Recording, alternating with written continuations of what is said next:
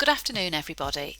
Before we disappear off for the weekend, and I'm sure it's going to be an absolute scorcher, I just wanted to touch base with you about some legislation changes that are coming in over the weekend.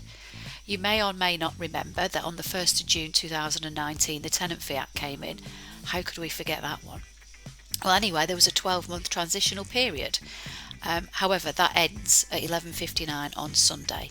So there's a few things that you need to be made aware of that will affect you going forwards. Firstly, you will not be able to charge any fees to your tenants. Regardless of what the tenancy agreement says, you will not be able to do that from the 1st of June. Also, if you took a checkout fee in advance, that is now what's called a prohibited payment, and you will need to return that. You will not be able to keep that. If you did, that you could be subject to a fine of approximately £5,000.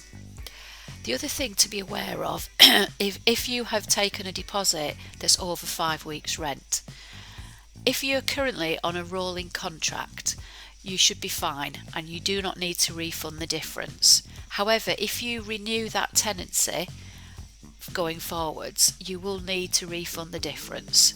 Again, if you fail to do that, you will have taken what's called a prohibited payment, and again you could be potentially subject to a fine. Sorry to be the bearer of bad news, but obviously if you have any questions or you're not sure about anything, please do get in touch. We're more than happy to talk with you about this and just make sure that you're carrying out everything appropriately. Just remember, 11:59 Sunday, the transition period ends. Thank you very much for listening and bearing with me with this terrible hay fever. Have a good weekend. Bye.